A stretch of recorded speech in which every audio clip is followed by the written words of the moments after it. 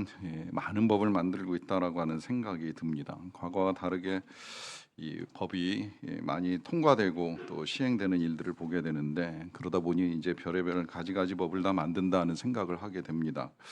법을 만드는 것은 법을 통해서 이제 금해야 될 것이 있기도 하고요. 또 법을 통해서 시행해야 될 것이 있기도 하기 때문이라고 생각을 합니다. 그런 면에서 이 법이라고 하는 건 아주 강한 힘을 가지고 있다가 할 수 있습니다. 때로 이 법이 사람들을 통제하기도 하고, 때로는 사람들을 움직이는 모든 일들을 하게 되는데, 그런 면에서 사람에 관한 것들이 이 법에서 나오는 거 아닌가 하는 생각을 합니다. 목회자들이 모여서 노회를 할 때에도 이제 협의하고 결정하는 과정 중에 의논이 잘 안 되고 갑론을박할 때가 가끔 있습니다.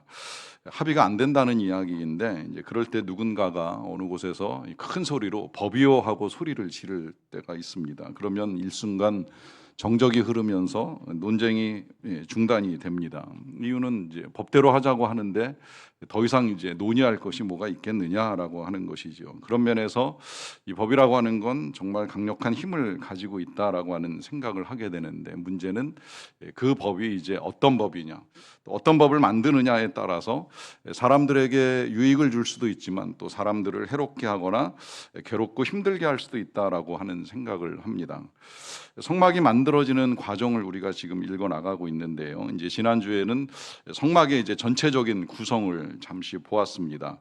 널판들을 통해서 벽이 세워지고 그 벽 위에 네 개의 이제 덮개가 덮이는 것을 보았고, 그 중간 한 3분의 1 지점쯤에 휘장이라고 하는 것을 통해서 성소와 지성소가 나뉘는 것을 보았고요. 이제 오늘 우리가 원래 전체적으로 다 읽어야 되는 건 37장인데, 이 37장에서는 이 성소 안에 들어가는 이제 몇 개의 물건들을 우리에게 소개해주고 있습니다. 뭐 언약궤라든지 상이라든지 또 등잔대와 분향단이 그 안에 들어가는데요. 이 모든 것들을 만드는 과정이 본문에 들어 있고, 그 본문 마지막 부분 29절 보시게 되면 이제 이렇게 끝납니다. 향을 만드는 법대로 하였더라 하는 것입니다. 뭐 꼭 향뿐만이 아니라 그 앞에 열거되어 있는 여러 가지 성막의 기구들을 다 만드는 법대로 하였더라 하는 이것이 이제 오늘 저와 여러분들이 함께 나누는 말씀의 제목인데요. 이 표현을 통해서 성막 과 관련된 모든 것들은 그냥 만들어진 것이 없다라고 하는 거예요. 만드는 법대로 만들었고, 문제는 이 법을 누가 만들었느냐, 또 왜 만들었느냐라고 하는 것이죠.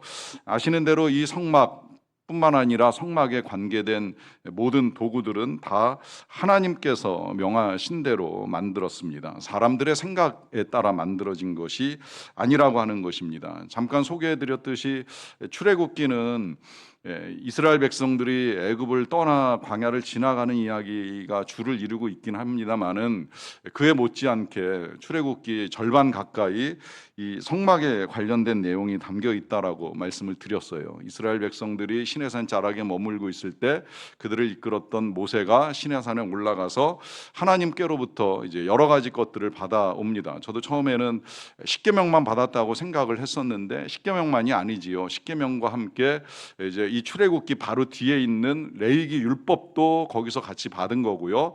그와 더불어서 성막을 만드는 법과 설계도까지도 이제 다 받아가지고 내려온 거예요. 그러다 보니까 이제 시간이 오래 걸렸어요. 40일 정도 걸린 것으로 우리에게 알려지는데, 이 시간이 워낙 길어지다 보니까 기다리던 이스라엘 백성들이 밑에서 참지 못하고 자기들 나름대로 어떻게 신을 만들어 섬길 것인가, 이제 자기들의 법대로 신을 만들죠. 그래서 이제 만들어진 것이 금송아지 우상입니다.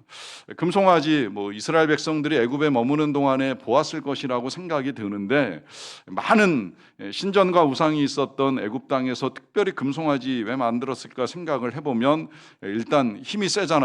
이 소의 힘으로 사람들이 얻는 게 정말 많지요. 성경도 그 사실을 인정을 해요.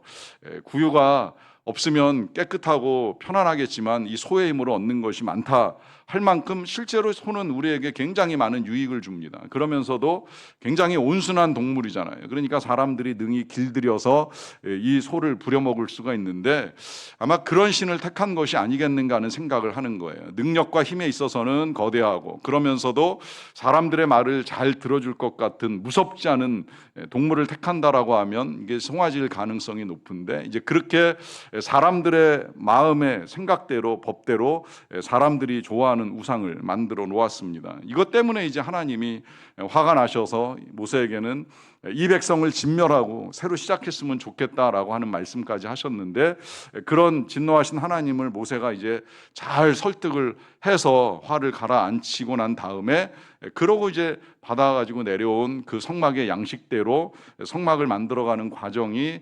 35장부터 계속 이어지고 있습니다.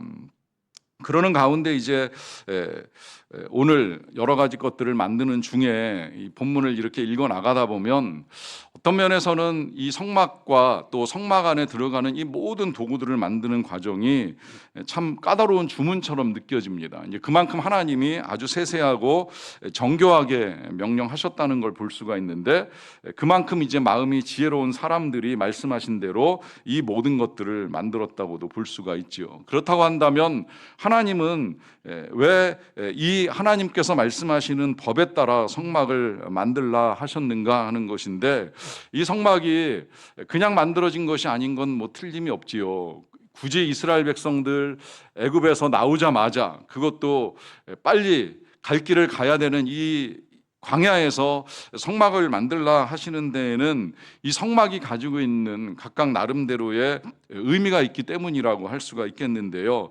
그러하기 때문에 대충 만들어지지 않고 1년이라고 하는 긴 세월에 걸쳐서 만들어진 이 성막의 모양뿐만이 아니라 의미도 함께 이해하는 것이 우리에게 필요합니다. 간단하게 오늘 이제 37장에 들어있는 성막 안에 들어있는 기구들을 보시게 되면 제일 먼저는 이 법궤가 만들어지는데요. 법궤 모양은 이렇게 만들어져 있습니다. 보시는 대로 이제 조각목으로 만들어서 겉에를 이제 금으로 싸게 되고요. 이 법궤의 모양은 이제 우리가 조금 낯선 도량형인 규빗이라고 하는 단어가 나오는데, 규빗은 일반적으로 사람 손끝에서부터 팔꿈치까지의 길이로 보시면 됩니다. 그래서 이제 이걸 45cm로 볼 거냐, 뭐 50cm로 볼 거냐, 뭐 논란은 있습니다만 계산하기 편하게는 50cm로 보시면 되고, 뭐 좀 정확하게 이제 45cm로 계산해서 이제 설명한 그림들도 있기는 합니다만은 대략 이제 그 정도의 길이, 그러니까 한 규빗 반 그러면 이제 75cm 정도 되는 이제 길이라고 보시면 되고, 그 정도의 모양을 가지고 만들어서 지금 이제 이런 모양을 갖추고 있는데요. 그 위에 이제 그 옆에 채라고 해가지고 이것을 운반할 때 사용되는 긴 나무 막대기가 만들어지고, 이 채를 이제 끼워서 들 수 있는 금고리가 네 구석에 자리를 잡고 있습니다. 그리고 위에는 보시는 대로 이제 그룹으로 알려져 있는 이 천사가 법궤를 지키고 있는 모양을 하고 있고요. 이 법궤는 속죄소라고도 표현을 하고 시은자라고도 표현을 합니다. 말 그대로 하나님께서 우리의 죄를 속하시는 자리이면서 동시에 하나님께서 은혜를 베푸시는, 그래서 시은좌다, 이제 이런 용어로도 사용이 됩니다. 법궤는 이제 이런 용어뿐만이 아니라 다양한 용어를 가지고 있는데요. 말씀드린 대로 두 그룹 천사가 지키는 모양을 하고 있고요. 용어는 뭐 법궤라는 표현뿐만이 아니라 때로 성경에는 언약궤라고 표현을 하기도 하고, 또 증거궤라고 표현을 하기도 하고, 금궤라고도 표현을 합니다. 모든 내용물들이 다 금으로 도금이 되어 있기 때문이라고 할 수가 있는데요. 이 외에도 여호와 권능의 궤라든지 혹은 거룩한 궤라든지 하나님의 궤라든지 여호와의 궤다라고 하는 이제 다양한 용어로 이제 이 이름이 불리는 것을 볼 수가 있습니다. 다시 한번 보시게 되면 이제 그 안에 들어가 있는 이제 물건인데요. 이 법궤 안에는 세 가지의 물건이 들어갑니다. 하나는 성부를 상징하는 십계명이고, 또 하나는 성자를 상징하는 예수님을 상징하는 만나 항아리이고, 또 하나는 성령을 상징하는 아론의 쌍난 지팡이가 이 법궤 안에 보관이 되어 있습니다. 그래서 하나님의 말씀과 또 하나님이 우리에게 주신 바 된 영의 양식과 그리고 성령의 능력이 나타난 지팡이까지 보관을 하면서 이제 이것이 저 법궤라고 하는 상자 안에 보관되고 있는 것을 우리가 알 수가 있고요. 여기에서 이제 그 다음 물건인 떡상을 보시게 되면 요 떡상은 대략 이제 요 정도 사이즈, 뭐 2규빗 반, 1규빗 반, 1규빗 정도 해가지고 법궤보다는 조금 이제 작게 만들어졌는데, 보시는 것처럼 이 떡상 위에는 12덩어리의 떡이 안식일마다 교체돼서 올라갑니다. 이 12덩어리의 떡은 이스라엘 12지파를 상징하는 것으로서 요것이 이제 성소 안에 있다는 것 자체는 하나님의 눈앞에 이스라엘 백성들이 늘 보호함을 받고 있다라고 하는 의미를 가지고 있고요. 이 성소의 위치가 지금 성전으로 들어가면 이제 들어갈 때 오른쪽에 위치하게 되는데, 그 맞은편에 잠시 후에 보시게 될 등잔대가 함께 이제 자리를 잡게 됩니다. 그래서 이 성령을 상징하는 등잔과 함께 이 떡상이 자리를 잡음으로 영의 양식을 상징하는 하나님의 말씀이 성령의 조명하심 가운데에 이제 우리에게 이제 드러나게 된다라고 하는 것도 알려주고 있고요. 또 더 나아가서는 이 떡상이 성전 안에서 자리를 잡음으로 말미암아 우리에게 영의 양식으로 임하신 예수 그리스도를 이제 보여주는 예표로 보셔도 됩니다. 다른 모양으로 보시게 되면 이제 이렇게 모양을 하고 있는 것을 볼 수가 있겠고요. 모든 재료들은 다 나무로 만들어서 이제 정금으로 포장을 했고, 이 떡상 위에는 떡뿐만이 아니라 대접과 숟가락 그리고 이제 잔을 함께 만들라고 하시는 말씀에 따라 만들어진 모양을 볼 수가 있습니다. 자, 그 다음에 이제 넘어가서 보시게 되면 아까 말씀드린 이 향로 이제 등잔대가 만들어지는데요. 이 등잔대는 말씀드린 대로 떡상 맞은편에 성소의 왼쪽에 위치를 합니다. 이걸 만드는 건 순금으로 만들었고요. 그래서 정금 1달란트 정도, 한 6, 7kg 정도가 소요된 것으로 여겨지고요. 지금 이제 6개의 가지가 연결되어 있다고 하는데, 이제 중앙에 메인 가지가 있다 보니까 양쪽으로 이제 살구꽃 형상의 가지가 이제 뻗어 나가는 모습을 볼 수가 있습니다. 그리고 이제 그 위에 태우는 기름은 감람유로, 이건 신약 시대에도 계속해서 이제 성령을 상징하는 기름으로 이제 우리에게 알려져 있지요. 이런 모양을 하고 있고요. 그 다음에 이제 마지막으로 향단은 이런 모양을 하고 있습니다. 말 그대로 이제 향을 피우는 제단이라고 할 수 있겠는데, 지성소에 들어가기 바로 앞에 이제 휘장 앞에 위치를 하고 있습니다. 그래서 역시 조각목으로 제조해서 정금으로 이제 도금을 했고요.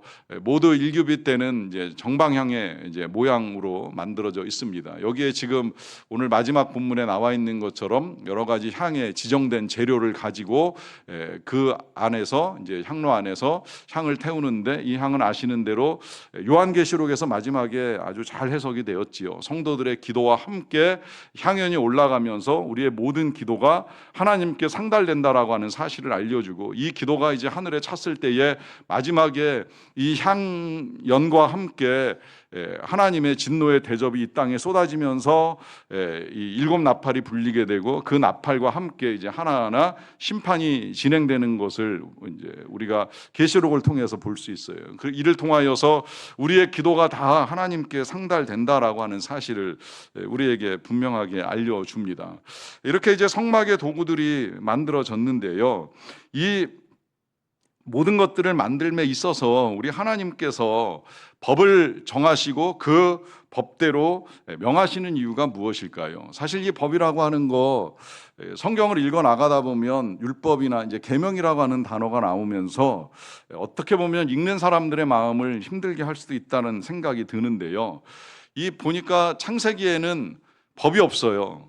창세기에는 율법이란 단어가 거의 등장하지 않아요. 뭐 율례로 번역된 단어가 하나 정도는 나옵니다만은 그 이외에는 창세기에서 하나님의 백성들, 뭐 아브라함이나 이삭이나 야곱이나 뭐 요셉 이런 사람들이 하나님을 만날 때 법이 없었어요. 법을 통해서 만나는 게 아니에요. 그런데 이스라엘 백성들이 애굽을 떠나와서 지금 이 시내산 자락에 머물 때부터 이제 율법이니 계명이니 율례니 이제 이런 단어들이 등장을 합니다. 이 표현 자체가 이제 강제성이 있다 보니까 이것 때문에 이제 인간의 자유가 제한되는 것은 아닌가라고 하는 이제 생각을 하기가 쉬워요. 그러다 보니까 이제 사람들은 법보다 윤리가 더 중요하고 도덕이 더 중요하기 때문에 사람들의 마음에 호소하는 것을 가르치기도 하고 배우기도 하고 또 그에 따라 살아가기를 이제 희망합니다. 그러다 보니까 이제 법 없이도 살 사람이라고 하는 표현이 나와서 법이 없는 것이 더 유익한 것이 아니겠는가 하는 생각을 하는데요. 문제는 모든 사람들이 다 법 없이도 살 사람은 아닌 것이지요. 우리가 살아보면 이 세상에 법 없이도 살 사람이 있는 반면에 또 법으로 통제하지 아니하면 안 되는 일들이 만들어지다 보니까 법을 만들고 법을 시행하면서 사회의 안정과 질서를 유지해 갑니다. 그런 면에서 법이라고 하는 것이 불편하기는 하지만 때로는 이제 공익과 질서를 위해서 필요하다라고 하는 사실을 인정하는데요. 그렇게 보면 우리 하나님께서 율법과 계명을 명하시는 이유는 과연 어디에 있을까요? 그건 뭐 보시는 거 아시는 대로 하나님이 우리를 괴롭히고자 하시는 건 분명히 아니지요. 1차적으로는 그야말로 이제 우리가 안정되고 질서 있는 삶을 살아가도록 하시기 위한 하나님의 뜻이 그 안에 담겨 있습니다. 특히 이스라엘 백성들에게 있어서는 더욱 중요합니다. 왜 중요하냐면 이 이스라엘 백성들이 과거의 신분이 노예였잖아요. 종노릇하던 사람들이에요. 아주 엄한 법과 명령에 의해서 살아오던 사람들입니다. 그런 사람들이 갑자기 어느 날 하나님의 은혜 가운데 자유를 얻었어요. 애굽에서 벗어났어요. 해방되었습니다. 이게 얼마나 크고 감사한 일이에요. 그런데 문제는 이 갑작스럽게 자유를 얻게 되면 그 자유가 선하게 사용되면 좋겠지만 안타깝게도 이 자유를 선하게 사용하지 못하는 일들은 지금도 얼마든지 좀 벌어진다고 생각을 해요. 우리나라도 오랫동안 일제하에 억압 속에서 살다가 자유를 얻었어요. 그래서 자유시민의 정신을 가지고 살아가야 되는데 때로는 자유가 방종이 되잖아요. 자유가 방탕이 되잖아요. 내 멋대로 하는 게 그냥 무조건 자유라고 착각을 해요. 그러다 보니까 무질서가 생기고 통제해야 되는 법이 만들어질 수밖에 없는 것이죠. 여기 더하여서 이스라엘 백성들이 그 자유를 가지고 제일 먼저 저지른 일이 금송아지 우상을 만드는 것이니 이게 얼마나 하나님을 무시하고 하나님을 거역하는 행위가 되겠습니까? 그래서 이스라엘 백성들이 정말 하나님을 잘 섬기는 가운데에 하나님이 주시는 바 은혜를 누리도록 하나님께서 주시는 것들이 십계명과 함께 레위기 계명 말씀이고 거기에 더하여서 어떻게 성소의 기구들을 만들고 하나님을 섬길까라고 하는 것까지도 하나님이 다 제정을 해주신 거예요. 제정해 주신 그 성소의 기구들을 만드는 과정이 그렇다면 왜 그렇게 힘들고 까다로운가? 거기 더하여서 이제 만들어진 그 모든 것들을 가지고 그 앞에 나가서 여러 가지 제사를 드리는데 이 제사도 그냥 단순하게 동물 잡아다가 불태워 드리는 거 아니잖아요. 여기에 번제니 소제니 화목제니 속건제니 속죄제니 거기에 더하여서 뭐 요제니 거제니 전제니 뭐 참 다양한 제사들이 나오는데 이것들을 왜 하나님이 만드셨을까요? 뭐 여러 가지 이유가 있습니다만 그걸 이제 제가 오늘 이 시간에 다 설명을 하지는 못해도 그 모든 제도들을 통하여서 하나님이 우리에게 깨닫게 하시기 원하시는 것이 있습니다. 그거는 우리 중에 그 누구라도 하나님 앞에 쉽게 나아갈 수는 없다라고 하는 거예요. 아시겠지만 여러분 이 성소라고 하는 건 사람의 손으로 만들기는 하였지만 그렇다고 해서 사람이 쉽게 만지거나 쉽게 드나들거나 할 수는 없었습니다. 아까 보신 대로 모든 성소의 기구들마다 고리를 만들고 이동할 때에는 그 고리에 채라고 하는 것을 끼워서 이동을 하는 이유는 사람이 손대지 말라는 거예요. 손대지 말라는 건 하나님의 거룩한 성물을 사람들이 함부로 다룰 수는 없다는 것입니다. 왜 그럴까요? 우리는 하나님의 것을 감히 건드릴 수 있는 사람들이 아니기 때문이에요. 건드릴 수 없는 이유는 죄인이기 때문입니다. 그래서 성소가 만들어졌을 때에 사람들이 접근할 수 있는 영역이 나뉘어져 있었어요. 그래서 이방인들 같으면 울타리 밖에까지밖에 못 오는 거예요. 울타리 안으로 감히 들어갈 수가 없는 거예요. 그래서 성소 울타리 밖을 일반적으로 이방인의 뜰이다 이제 이렇게 표현을 했던 거예요. 그리고 문을 열고 들어가는 건 유대인들만 가능한데, 유대인들이라고 하더라도 유대인들은 번제단까지밖에는 못 들어가요. 성소 제일 앞에 있는 번제단, 다음 주에 보시겠지만 그 앞에서 자기가 가지고 온 재물 잡아 죽이고 피 흘리고 사죄의 선언 듣고 나오는 것까지가 그들이 들어갈 수 있는 공간의 전부였어요. 그리고 이제 거기서 번제단을 통과해서 물두멍을 지나 성소 안에 들어가는 것까지는 제사장들만 하는 거예요. 그리고 제사장들도 지성소 감히 못 들어갑니다. 단 한 사람 대제사장만이 회막 안에 있는 휘장을 지나서 지성소에 들어가는데, 그것도 1년에 한 번 들어가는 것이고, 그것도 죄 있는 자가 들어가면 지성소 안에서 죽을 수도 있기 때문에 제사장 발목에 줄을 묶고 들어갔어요. 그래서 제사장이 죽으면 누가 들어가서 꺼내올 수가 없으니까 밧줄로 잡아당겨서 시체를 처리하는 방식을 취하였던 거예요. 그만큼 하나님 앞에 나아가는 건 우리가 쉽게 할 수 있는 일이 아니라고 하는 사실을 알려주는 거예요. 그런데 우리가 지금 어떻게 이렇게 감히 하나님 앞에 나와서 예배를 드릴 수가 있겠습니까? 1차적으로 우리가 알아야 되는 건 우리가 감히 하나님 앞에 나아갈 존재는 아니라는 사실을 인식하는 것이고, 그런 우리가 하나님 앞에 나아갈 수 있는 길이 열리게 된 것은 우리 예수 그리스도께서 십자가에서 죽으실 때에 이 성소의 휘장이 찢어짐으로 말미암아 우리가 하나님 앞에 나아갈 수 있는 길이 열렸다는 거예요. 이 사실을 히브리서 기자가 우리에게 아주 잘 알려주지요. 히브리서 4장 15, 16절을 보시게 되면 이런 말씀이 있습니다. 우리에게 있는 대제사장, 이 제사장은 예수님을 가르쳐 주는 건데요, 이 예수님은 우리의 연약함을 동정하지 못하시는 분이 아니에요. 우리의 연약함을 아신다는 것이에요. 그리고 더 나아가서 모든 일들에 있어서 우리와 똑같이 시험을 받으셨어요. 그 시험은 경제적인 시험이고 정치적인 시험이고 종교적인 시험을 다 받으셨어요. 그런데 죄를 짓지는 않으셨어요. 우리는 시험에 걸려 넘어가 죄를 짓는 일을 수없이 하고 있지만 예수님은 죄인이 아니신 상태에서 십자가에서 죽으셨다는 거예요.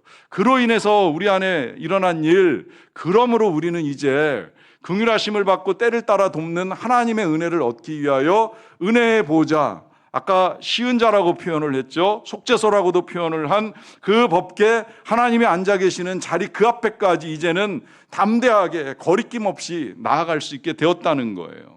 결국 우리가 하나님 앞에 나아가서 예배하고 기도하고 찬양하고 은혜를 구하고 은혜를 받고 하는 이 모든 길을 열어주신 분이 예수님이시라는 사실, 그 사실을 우리에게 알려주시기 위하여 과거에 우리의 상태는 어떠하였는가? 우리는 감히 성소에 들어가서 하나님을 찾을 수도 없고 만날 수도 없는 처지에 있었다는 사실을 알려주기 위해서 하나님이 우리에게 먼저 성소를 보여주신 것입니다.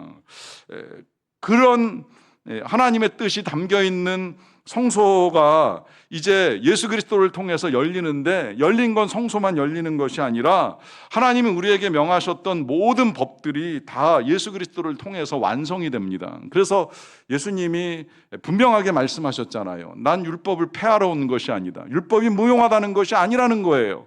오히려 예수님은 율법을 완성하러 오셨다라고 했는데, 이 율법을 완성한다는 건 율법이 부족해서가 아니라 율법 앞에 죄인된 우리가 다시 하나님 앞에 설 수 있는 완전한 존재로 세워주시기 위하여 예수님께서 우리에게 오셨다는 거예요.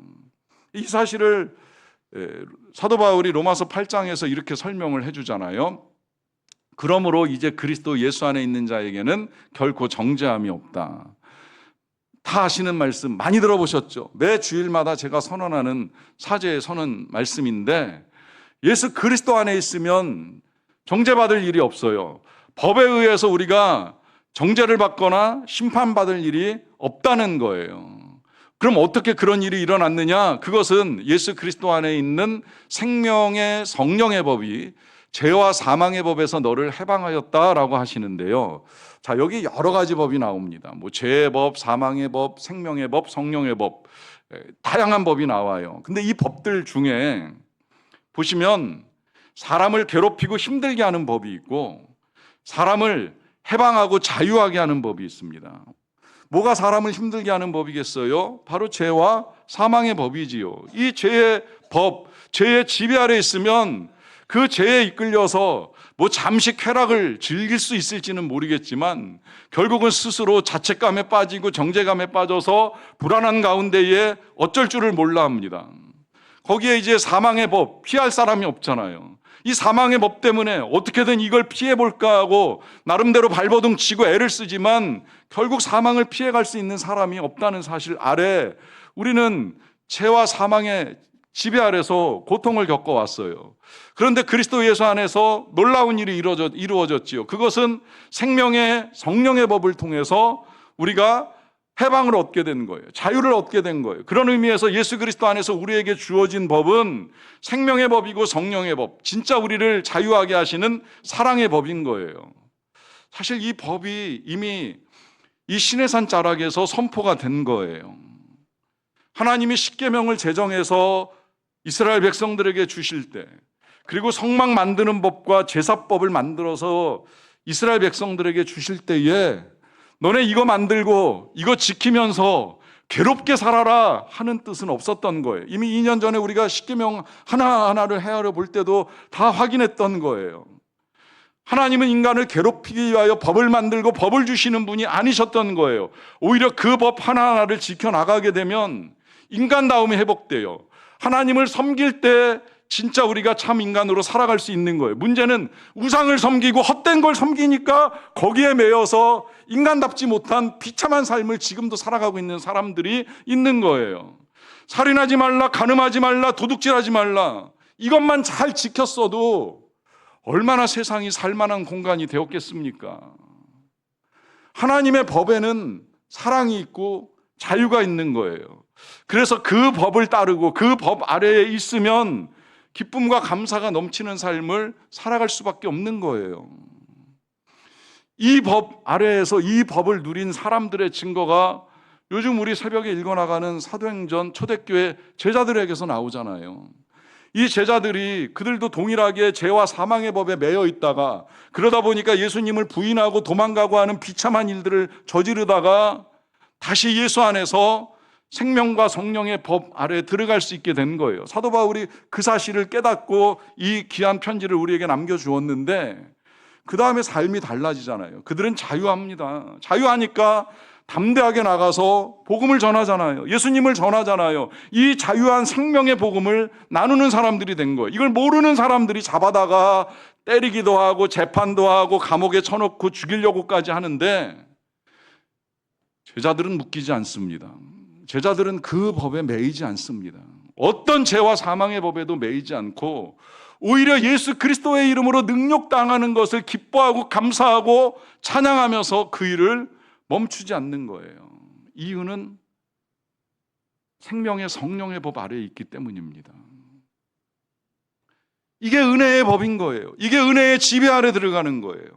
그래서 하나님은 지금도 우리를 초대하세요. 성막을 만들고 그 법을 제정하사 이스라엘 백성들이 그렇게 성막과 제사법에 따라 살기를 원하시는 건 법적인 제한을 가하시려는 것이 아니라 이스라엘 백성들이 누릴 수 있는 참 자유와 평강을 주시고자 하는 하나님의 뜻이 있었던 거예요. 마찬가지로 지금도 하나님은 우리를 초대하십니다. 은혜의 지배 아래 초대하십니다. 여러분 잘 선택하세요. 여전히 죄의 지배 아래서 사망의 고통에 매여 불안하며 불만 가운데 살 것인가? 아니면 하나님의 은혜의 지배 아래에서 하나님이 주시는 생명과 성령을 누리면서 자유와 기쁨 가운데 거할 것인가? 이 은혜를 누릴 수 있는 저와 여러분들이 다 되시기를 간절히 축원합니다. 우리 시간에 같이 기도하겠습니다. 기도하실 때 분명히 오늘 주님이 우리에게 말씀하여 주신 것처럼 죄와 사망의 지배 아래 놓여 살아갈 것인가? 아니면 생명의 성령의 법 아래에서 은혜의 지배를 받으며 살아갈 것인가? 라고 하는 건 우리의 선택에 달려 있습니다. 그러하기에 여러분들의 입술의 고백으로 하나님의 은혜를 구하시며 그 은혜를 누리고 그 은혜 가운데 거하는 삶을 살겠다고 고백하며 나아가는 시간을 함께 갖도록 하겠습니다.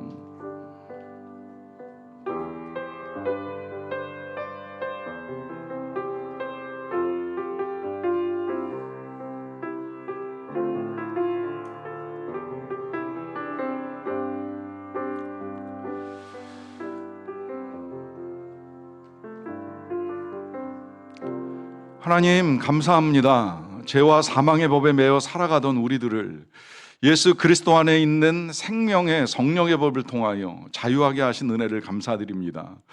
우리에게 이 귀한 자유를 주셨는데 하나님, 우리가 여전히 하나님을 섬기지 아니함으로 말미암아 짓는 모든 것들을 용서하시고 이제 다시 은혜의 지배 아래 들어가기 원합니다. 하나님의 은혜만을 믿고 은혜만을 구하옵나니 날마다의 삶 속에서 은혜를 충만하게 누리는 자들이 다 되게 하여 주시옵소서. 예수님의 이름으로 기도하옵나이다. 아멘. 함께